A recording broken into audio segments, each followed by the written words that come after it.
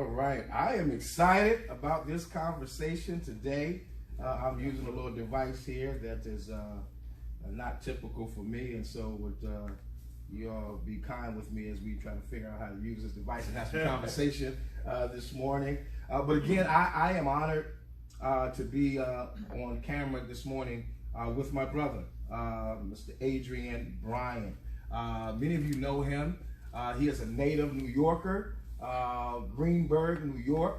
Right. At one time, had the largest concentration of African American people in any one area. It was one of them. I mean, in New York, it's one of the most densely populated African American communities. Yeah, especially the Fairview, Greenburgh part. Okay, all right. HBCU grad, comes out of the Mecca.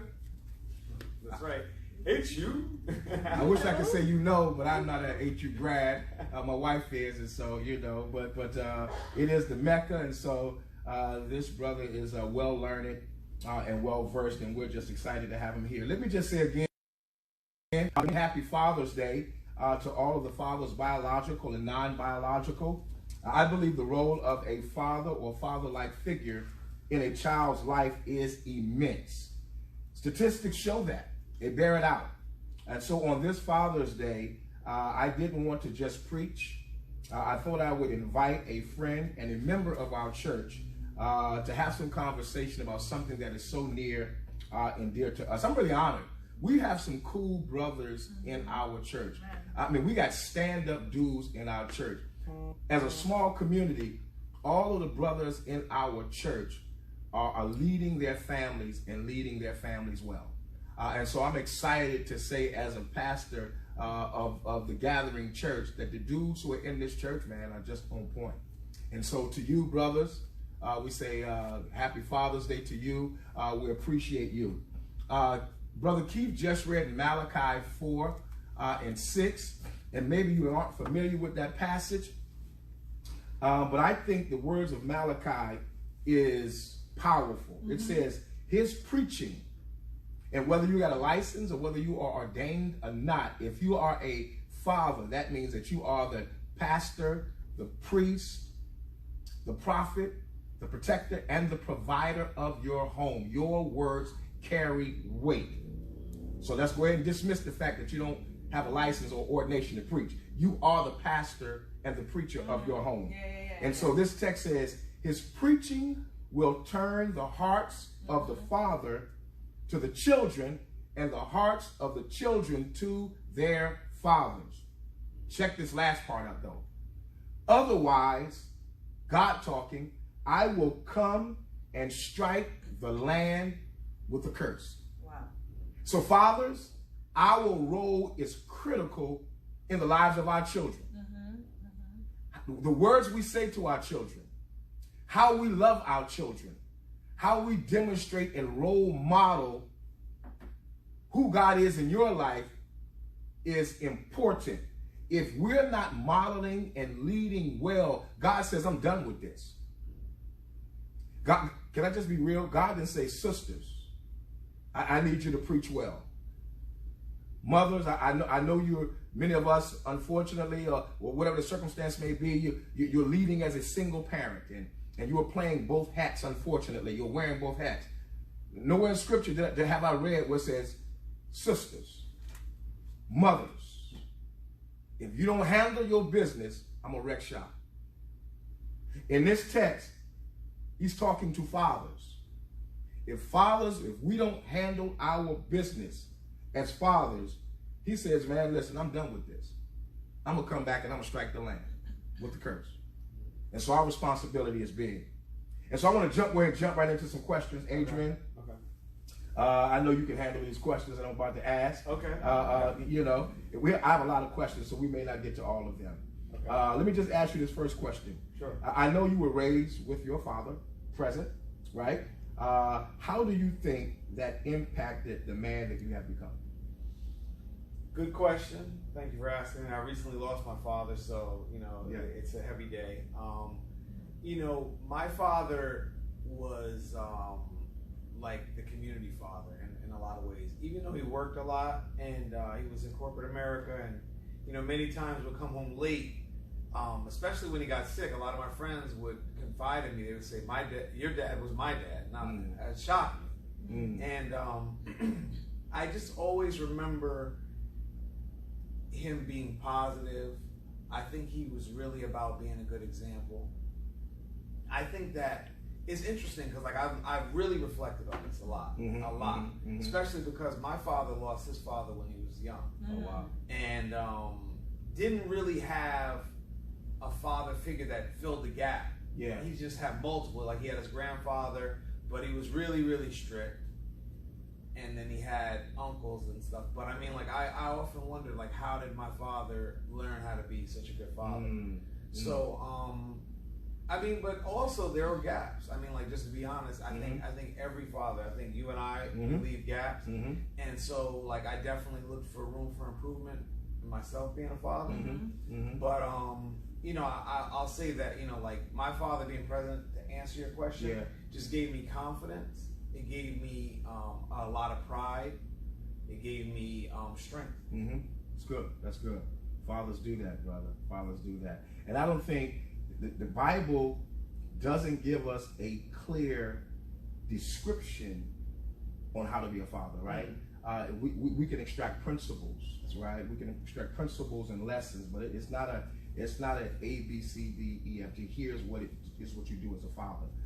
And so, of course, man, with all of our well intentions, you're right, there are going to be some gaps, right? And we trust God that He'll fill in those gaps. How powerful do you think a father's presence really is? I mean, I've been doing some thinking about brothers that I really respect, you know, in the community, because I'm doing a little project on that. And I was starting to think about, like, this, you know, that question, that very question, like, you know, and I think that, you know, it's something that's worth inspecting and worth thinking about. But I mean, I think you and I both know that, you know, just with the effect that our fathers had on us, that it's a huge, huge impact that it has on the entire community.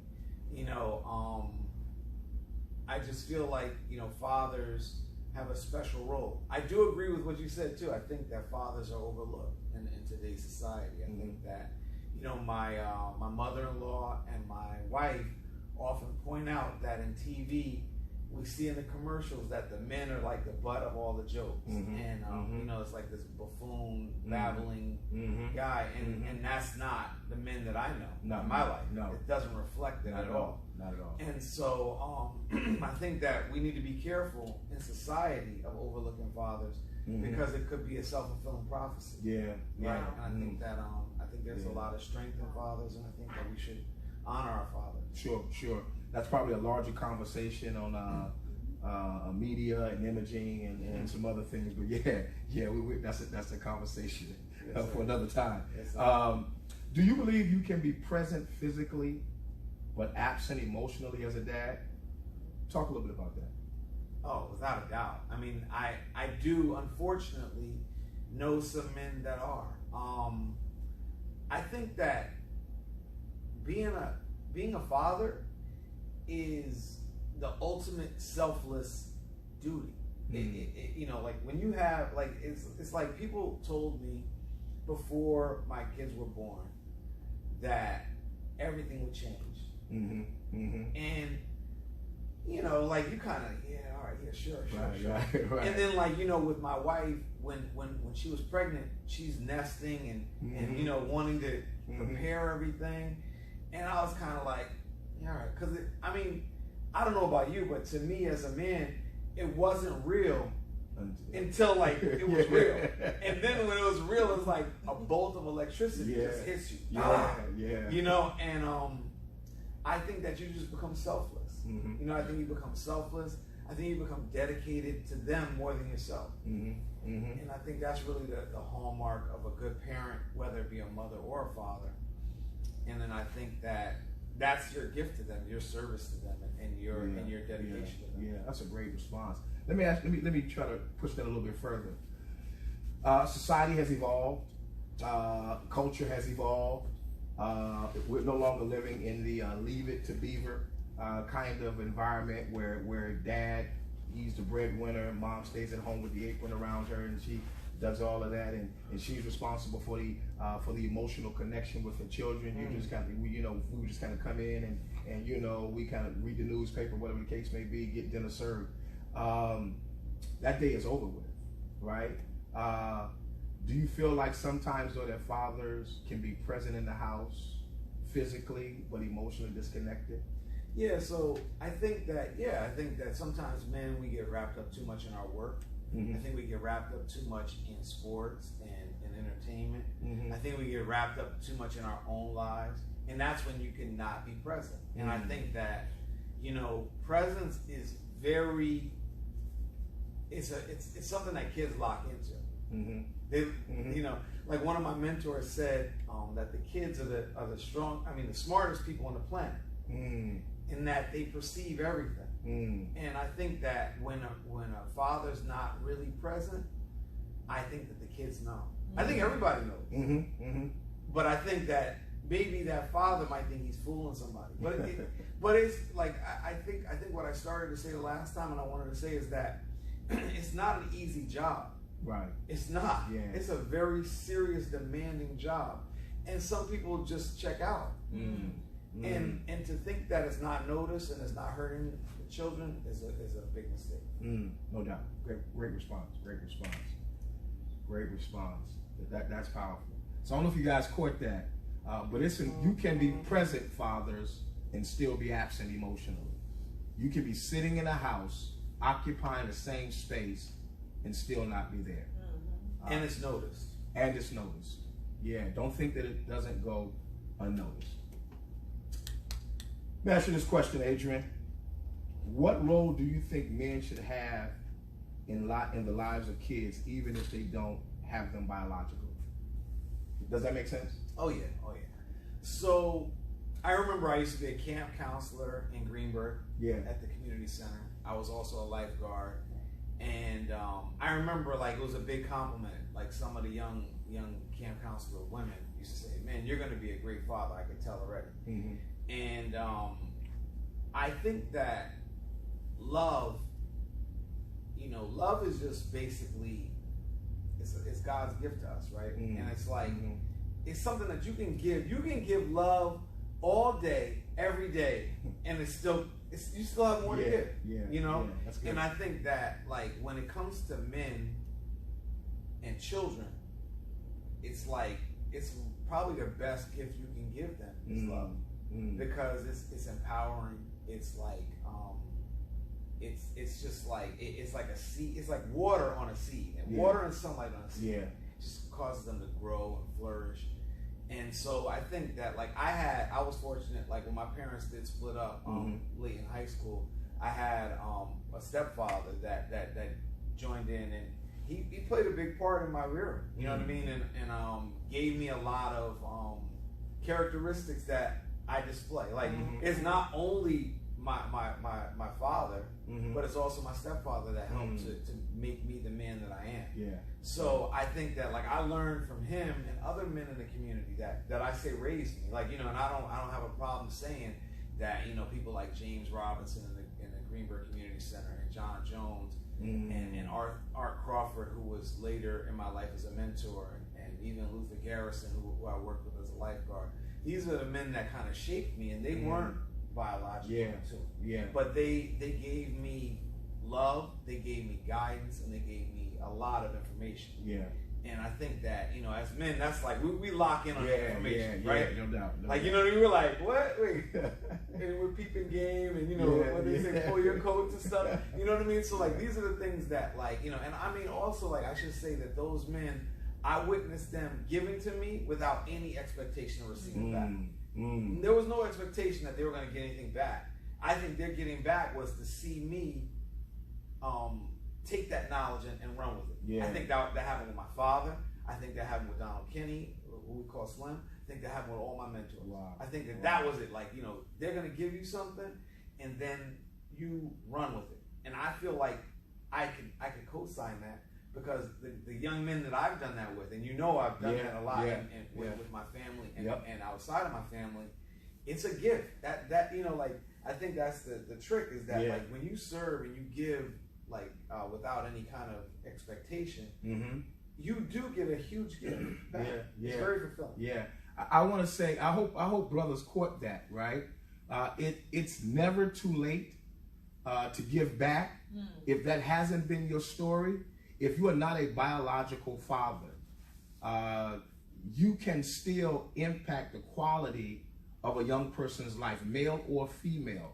As a matter of fact, I would dare say, Adrian, that's our, not only our responsibility, but that's our right to ensure that the generation behind us is influenced and impacted by the wisdom through life's lessons that we've been able to learn.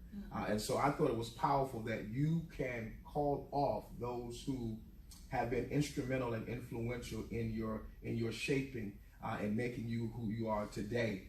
And wouldn't it be great, brothers, if there was some young brother or sister that can call your name out? Wow. That can say that Adrian helped to impact my life. Wes helped to shape my life. You plug your name in that space to say that my life has been impacted and is different because someone invested in me with nothing in return, except to see that my life would be better. What a tremendous, I mean, you said that perfectly. What did you say? Love is the gift. It's... I just said that love is a gift that you can just keep giving and giving and giving. And it never I love stops. that. I love that. I love that. The Bible says that we, fathers, should not exasperate or provoke, irritate the children, our children. How do you think fathers do that? Don't get too personal. Well, no, I mean, like, honestly, like, I talked to you about that lightning bolt when my kids were born. I think the biggest worry, I only really had one worry. Yeah.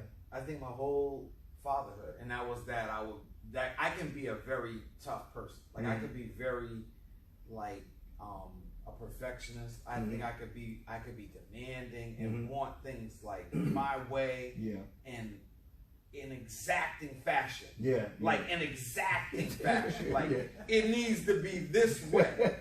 And I think that I have to catch myself a lot when it comes to being so wanting things exactly that way. I knew it from, like, I just know my personality. I know how I am.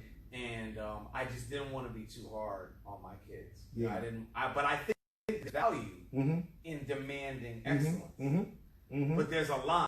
Okay? And so I've caught myself. And I think that the best remedy for that is that I'm not afraid to apologize to my kids, even when they're very little, to say, I was wrong. You know what I mean? And I think that as long as it's given in a good spirit, that it's taken. But I think you can do serious damage, to your kids. I think really, like, especially a father, because I think many times, like, that validation from a father is like everything that a kid wants. You know what I mean? I mean, it comes from a mother too, but a father is like that validation is huge. And I think that if you're dogging your kids out and you're not giving them back praise, you're not telling them how much you love them and how much you appreciate what they're doing, it could hurt them. That's I wish I could quote the exact stat, but I can't. But sufficient to say there are statistics and there are data that backs up what you said. When a father is present in his son or daughter's life, even if the parents aren't married and aren't physically living together, that child, the success rate of that child goes up when the father is present. Probably exponentially. Exponentially, yeah. I wish I could quote that statistic, but it is. Let me read this. This is from Proverbs 13:22. You know this well. A good man leaveth an inheritance to his children's children, and the wealth of a sinner is laid up for the just. Now, I mean, like, I've been thinking about that and meditating on this since I knew I was going to come talk to you, and I was like, a lot of people usually take that as like wealth, like monetary wealth. But I think you got to look at it like, are you leaving jewels? For your children to give to their children and for a legacy. So I think it's about legacy. I wholeheartedly believe that. I think it's a both and. Of course. But I do think we have overemphasized the monetary or the material part of that text. And I do think, man, in terms of inheritance and legacy, spiritual, just some of the things that we can leave as a father, how to be a father, how to love, right? How do you demonstrate care and kindness and some of those traits, right? I think that's important. And so I do thank you for reading that, because I think as brothers, we need to revisit that text in its entire context, right? We need to visit it holistically so that we can revisit and re-examine the role that we are currently playing and thinking about what kind of legacy and inheritance are we going to leave, right? And again, I'll say again, it's never too late, right? You can't necessarily undo some things, but I don't think it's ever too late to try to make things better with your kids. Great passage. I would say that one of the ways that we neglect, one of the ways that we exasperate or provoke, Adrian, I think we do this, we exasperate and provoke by the neglect of time. I think we alluded to that earlier. I think modeling unhealthy, or to use a biblical word, sinful behavior and practices, and that's a larger conversation. That's huge. Yeah. I think you said it earlier, we can scold too harshly, and then we can find fault constantly. I think those are one of the things that that's one of the ways we can exasperate or provoke our children. Sometimes we set expectations for our children that are way up here because of our own failings and our own insecurities. And so we project onto our kids our lack of in trying to live vicariously through them, right? And so, and also we can get on one. And we can get on one. Just get on one, and you just grant, it's just like, I'm guilty, bro. Yeah, I'm guilty. Me too. I'm guilty. I'm guilty. Look. I will admit it, I do. So great segue. How do you think our insecurities or our unrealistic expectations impact our children? Again, I think that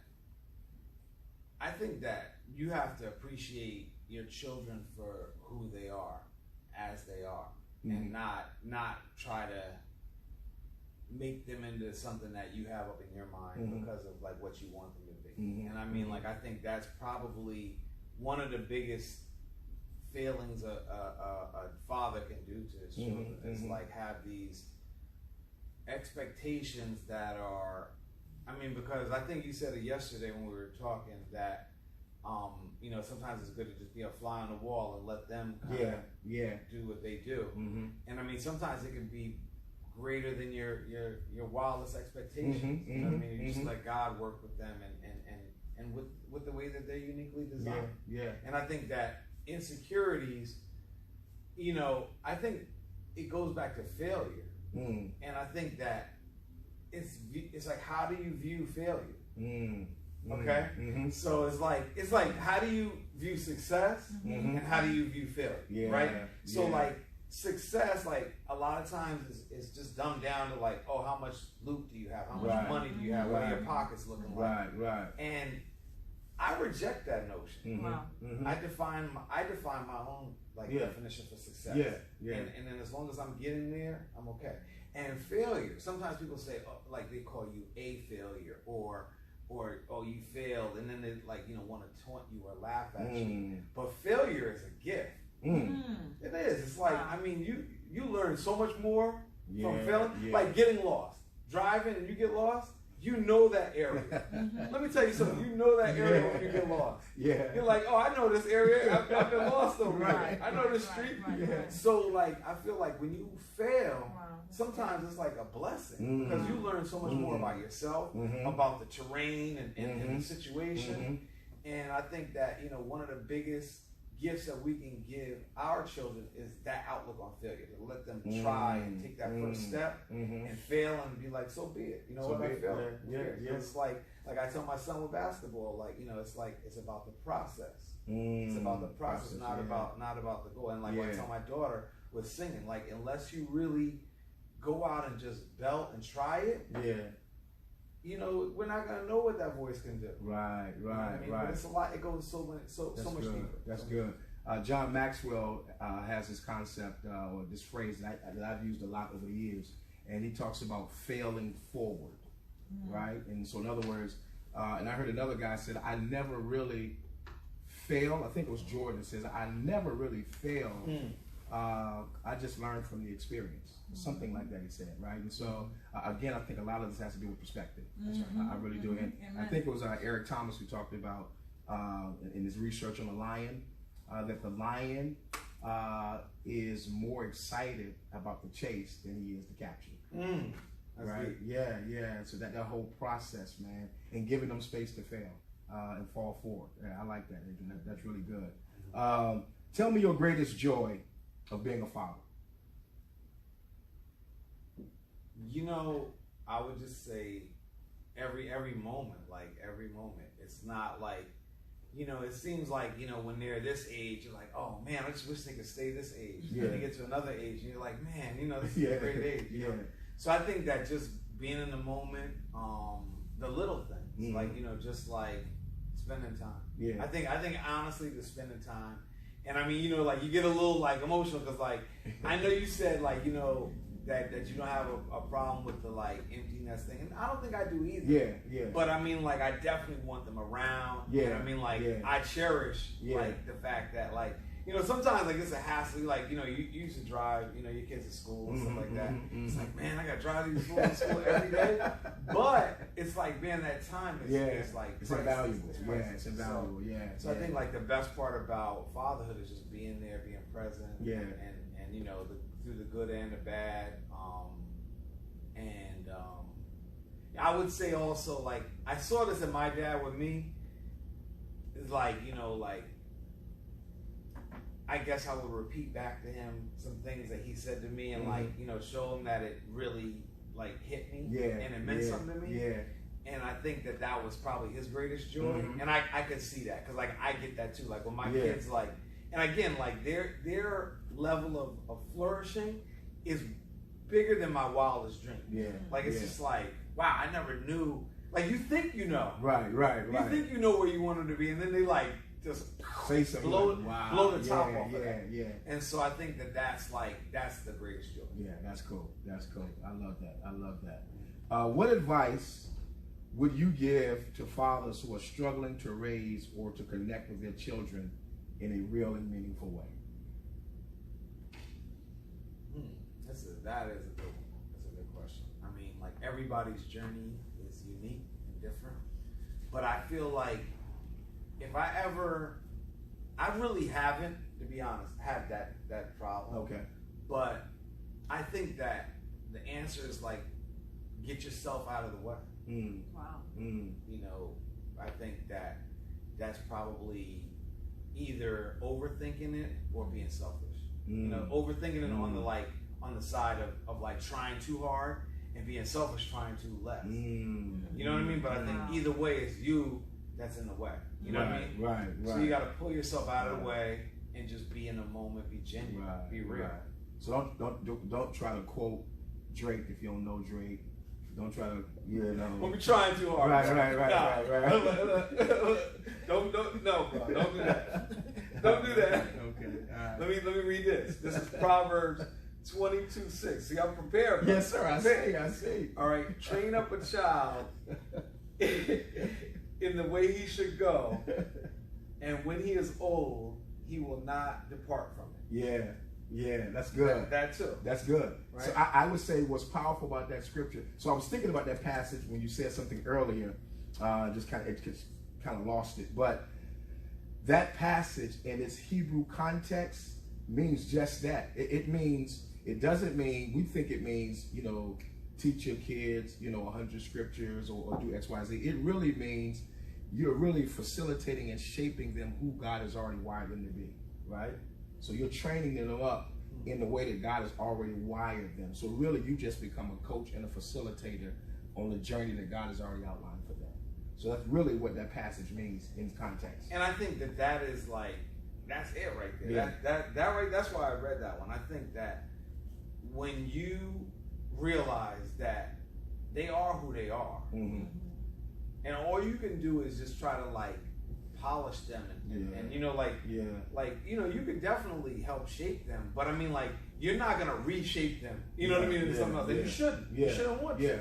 Yeah. You know, so I think it's really like they're beautifully made and designed, and just you just can kind of like, I think that your relationship with them is part of the design too, that you can impact them as well. That's real good stuff, man. That's really good stuff. There's a lot going on in the world.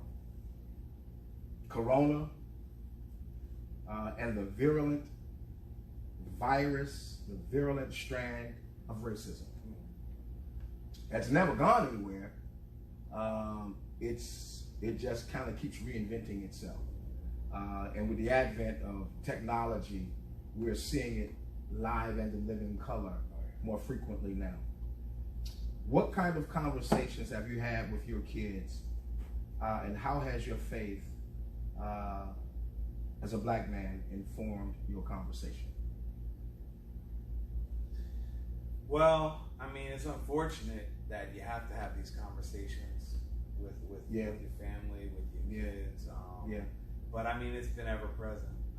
I would say that my wife and I really deliberately tried to preserve that like youthful ignorance as long as we could. And then, something hits you, some sort of like racism, impacts your kids. Even like, I think when my kids was probably around like 7 years old, when I started having to talk to them about race and how it affects them and what racism is. I don't think I defined it at that age, but I kind of said, and then, you kind of tell them like the level at which they must, achieve. To you know what I mean? To, like even it up. And but I don't look at it as 100% negative, just like anything else. I think that challenges can make you achieve greater results. And so I mean, like when it comes to like COVID, and I mean they're more on it than I am when it comes to that. And I mean, but when it comes to like the race issues, like I mean there was that rally in Bethel where they both spoke. And I think that they're strong. I mean, like my upbringing and theirs is very different. Extremely different. But I think that like. What you can do is train them up, build them up, make them as strong as possible. My mom always says roots and wings. You know what I mean? Try to give them strong roots and wings to go on and do their own. That's good, bro. And I think that that's what it's all about. Like you got to make them strong, and then you got to believe that what you put into them is enough. Of course, with God's grace, and God is always with them. And I mean, like faith. Like my kids have been brought up in the church, been blessed by the gathering, been blessed by, I mean, like we used to go to Faith Church, and that was right at the time, and then we went to New Hope, and that was right at the time, and now, the gathering. But I think that, they have a relationship, they have a personal relationship with God, and I think that helps them a lot, because, every once in a while, like, you don't think so. I remember I said to Cole one day, he was getting ready for a game, and I said, you should pray. He said, Dad, you don't know how much I pray. Y'all been praying all night for this game. So it's like, you don't think so. You're like, what? Like, wow, I didn't know that. But I mean, and then like, you start to see it, in their behaviors and in their actions. That's good, man. That's good. Well, we have a few books here. I wish you guys can see it. We have a book here called The Black Family, Past, Present, and Future.